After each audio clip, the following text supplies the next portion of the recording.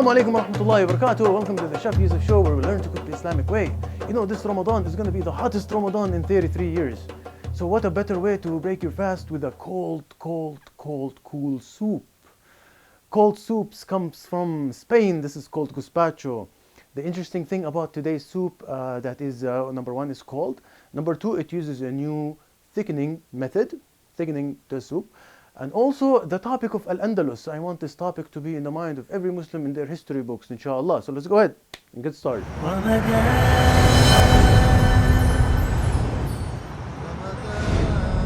Okay, before we get into the topic of Gazpacho, Spain, Andalus, and all that history, let's go ahead and get the method of making Gazpacho. You learn how to make the method, you can make any type of Gazpacho your style. This is just like making your own drink. You can pick and choose whatever you want and customize it the way you want. The secret to make a good Gazpacho soup is a nice tomato. The sweeter the tomato, your local tomato, the sweeter your tomato, the better it will taste. These Roman tomato, they are tasteless, you know what I'm talking about, right? The cheapest tomatoes. So try to get maybe the cherry tomatoes, the sweetest tomatoes that you can find. This is the base foundation of any good Gazpacho. We have the category of peppers, red pepper, green pepper, do whatever pepper you want. We have the cucumber. As you can see, I have the English big cucumber, and I have the Ayatollah cucumber, the Persian cucumber. And we have also the category of onions. We have yellow onions, we have scallions, we have green onions, whatever onions you want. And we have the seasoning, salt and pepper and oil and vinegar, very important oil, olive oil. And for our thickening agent, this is going to be a surprise to you. We have some bread and some toasted bread to garnish on top. And of course, we don't want to forget the garlic, just a little bit of garlic. I have the whole garlic out here. And this is the base of making a Gazpacho. Whatever you want to add additionally is really up to you. The spices, if you are crazy about a certain spice, if you like it to be spicy, that is also up to you. So this is the base foundation. So let's go ahead and get started chopping these things. And to make Gazpacho, let's go back medieval time. How did they used to do it? Because today, if you watch a recipe like on maybe YouTube or something, they put everything in a blender and they blend it. You can do that. Actually, that's what we will probably do. Let's go ahead and show you how easy this is. So just like making a V8 juice, you blend everything, you want to chop everything, you can do that. But there are few things that you have to be aware of. You know, when you puree tomatoes, you get that white, you know, the tomato becomes like creamy and foamy, and then it does not taste as, you know, tomato sauce. Something was wrong with it. Something went wrong with the tomato. I asked many chefs, sometimes they told me when you use the food processor, don't allow the blade to go a full circle. But really, I try that on my own. It always gets foamy. It always gets, it becomes different. So back in time, they used to use a device called, today we call it mortar. I don't know if I'm pronouncing this right, but this is the same device when you crush the garlic. Remember that stuff, you crush the garlic, you have like a big stick like this and a bowl probably made of brass or some copper or something, and you put the garlic and you crush it. The same thing you do with it, like for example the cherry tomatoes. I'll show you how to do that. You add the cherry tomatoes, and this way you can puree and make your own type of sauce without having that, you know, the creamy textures I was talking about. This is one way. Now this is, they used to probably have a big one with a big stick, and they used to crush everything. Second method is chopping the tomato really fine. And to do this, you have to do something that we did in the sauce episode, is making tomato concasse. Tomato concasse. So this will require a few elements. First element is we want to peel the tomato and we want to core it. So we'll get our knife and you go ahead and remove the core. And for this is controversial, but you will make an X on the bottom, so this will make it easy to peel. You want to put this in the boiling water for maybe a few seconds, maybe 45, 30 seconds. I'm going to go ahead and get my boiling water, and on the side we'll have our bath of ice. And again, this is just to remove the peel from the tomatoes. And I'm going to show you, I'm going to do one right now, so I'm going to show you how it's done. You wait a few seconds. This is really extremely hot water. And when you see the skin of the tomato start to crack and start to peel off, this is where you remove it and you put it in the cold water. We're not cooking the tomato, we just want to peel it. So as you can see here, I'm going to show you right now. You see how it's cracking right here? That should be enough. Let's go ahead and put it in the cold water. We'll do this with the rest of the tomatoes. Okay, so we'll go ahead and get the knife. And what you want to do is you want to cut the tomato not a long way but sideways. And this way you will see the heart of the tomato, right? And you see the seeds. And it will make it easy for you to squeeze it and remove the seeds. And of course, you don't want to waste all of that good juice that's coming out. This will go back into the gazpacho. You got it right.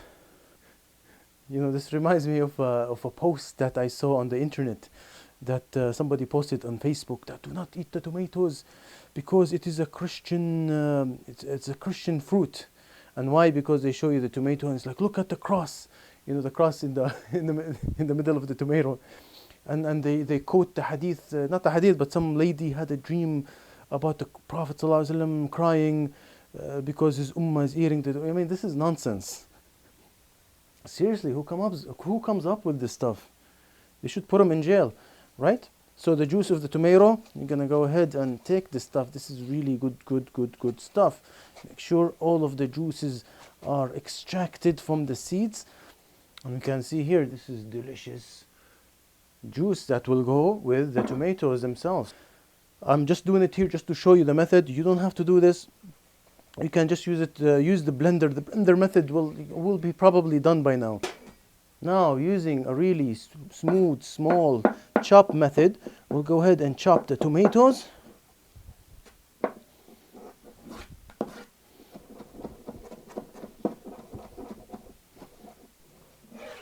So we have really smooth tomatoes without having that white foamy thing that we get when we puree the tomatoes. I'll show you how that will look when we puree the grape tomato over here. So we're done with the tomato. The other ingredients as well, we'll go ahead and chop them as small as we can. If you want to use the blending method, we'll go ahead and do that. We have some onions here. I'll use the green onions for my gazpacho. So we'll go ahead and add maybe 3.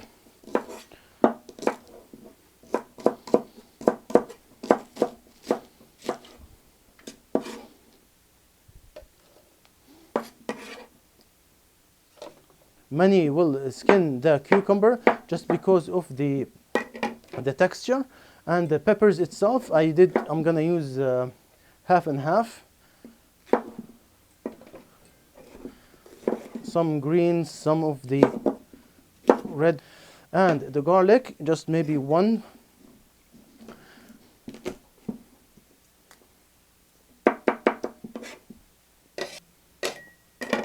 So we are done. We put some oil,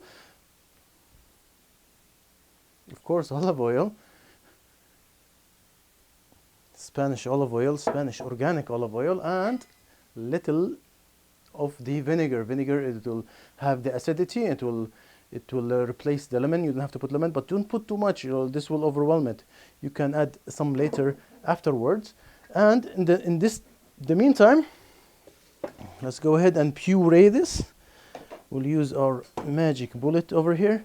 And this is why people will add water. Now, water is going to come importantly because in order to successfully puree everything, water will make your life easier. So this is why they add the water. They add the water to make sure everything can be pureed smoothly.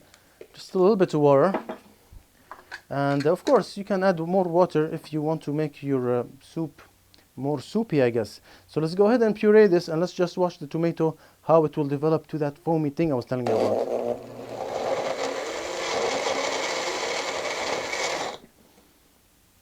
This is what I'm talking about. Can you see it? Okay, after we blend it, go ahead and add it with our tomatoes. And just want to move this out of the way.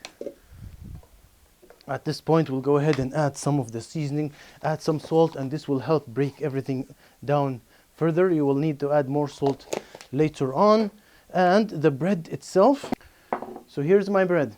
I'm going to go ahead and just take the white part of the bread out. We have our white bread over here. We'll add some water with it. And believe it or not, this is what is the thickening method of the gazpacho soup. So your gazpacho, as you can see, it is thick enough. It used the blending method to blend or to thicken the soup. Using the bread itself, it will thicken it even further if you wish to. If you want it lighter, you can add water. This is only one of the few cases when we add water instead of stock. But this is the method that I was telling you about, using the bread itself to thicken the soup. This is really interesting concept. So we'll add a little bit just to test it out to see how it will turn out like. Let's go ahead and puree it further.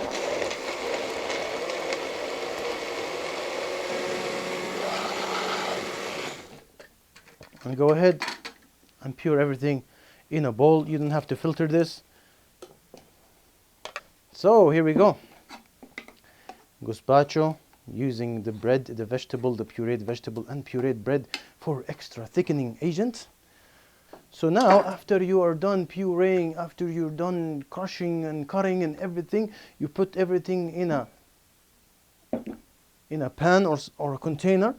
You put everything in a container, you cover it, and you put it for the refrigerator. You want to put it in the refrigerator to cool it down. At the same time, allow hours and hours for the vegetable just to kind of blend in and infuse with the flavors and everything else. Keep it in the fridge. The colder it gets, the better it gets. Some people like to add ice with it.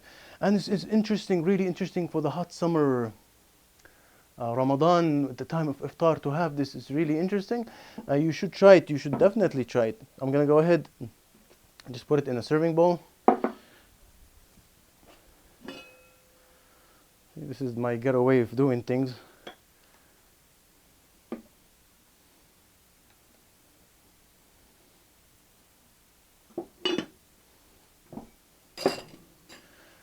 Brothers and sisters, ladies and gentlemen, I present to you my version of gazpacho.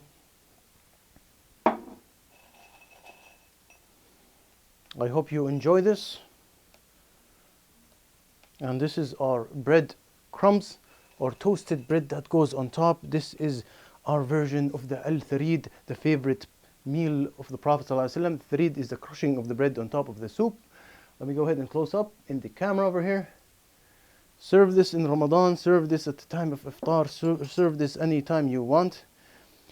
Just a seasoning, add some pepper and the spices that you like. If you like it on the kick to give it like a heat, go ahead, add your cayennes and the red peppers and the Tabasco or whatever.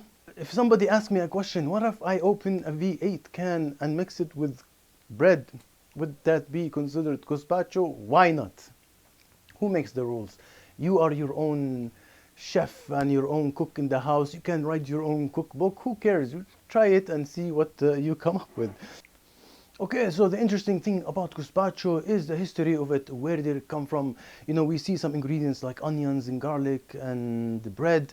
They are from the Arab at the time when the Muslim came to Al-Andalus. But also we see tomatoes. Tomatoes came from Spain when Columbus came back. So there is a lot of influences from all different types of the world, but there is no doubt that it came from the south side of Spain, which was the Al-Andalus, and also another cold soup that came up from there, which is the cousin of the gazpacho, is the Abu Blanco, which is the white gazpacho side, which is made instead of tomatoes. We use almonds. A lot of the restaurants, you know, Spanish restaurants, they like to put some wine and some vinegars and weird things, mix them together. So this will make the soup unlawful. So you can make it at home with halal ingredients, your local shop, whatever.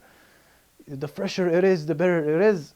So I do hope that you enjoy today's dish. And when we come back, we're gonna talk about some of the history of Spain. In the previous episode, we talked about Yusuf ibn Tashafin, how he saved Al-Maghrib, and he went on to save Al-Andalus, and we're gonna go ahead and discover that when we come back after the break. Assalamu alaikum wa rahmatullahi wa barakatuh.